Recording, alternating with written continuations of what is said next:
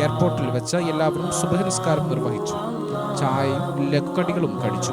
രാവിലെ 9 മണിക്കാണ് ഞങ്ങൾക്ക് നജ്ഫിലേക്കുള്ള വിമാനം. കുവൈറ്റ് എയർപോർട്ടിൽ നിന്നും ബോംബെയിൽ നിന്നുള്ള ഇറാഖിലേക്കുള്ള യാത്രാ സംഘത്തെ പരിചയപ്പെട്ടു. അവർ കേരളവുമായും കേരളത്തിലെ പണ്ഡിതരുമായും ബന്ധമുള്ളവരായിരുന്നു. വിമാനത്തിൽ കയറാനുള്ള അറിയിപ്പ് വന്നു.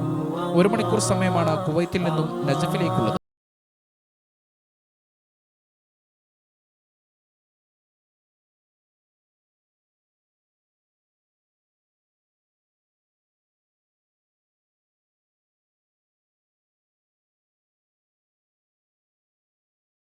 രൂപയ്ക്ക് 17 ദീനാറുകൾ ലഭിക്കും. ഇറാഖി ദീനാറിന് മൂല്യം കുറവാണ്. ഒരാൾക്ക് $9 എയർപോർട്ടിൽ നൽകിയ ഇമിഗ്രേഷൻ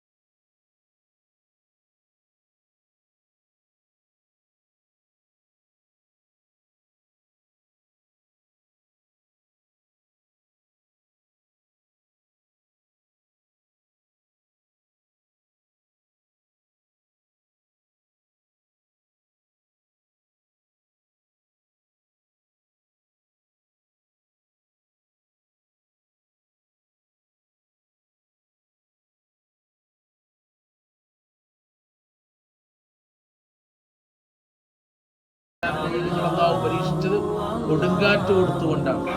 7 ദിവസമാണ് കൊടുങ്കാറ്റ് ഉണ്ടായിരുന്നത്. അങ്ങനെ അല്ലാഹു അവരെ നശിപ്പിച്ചു.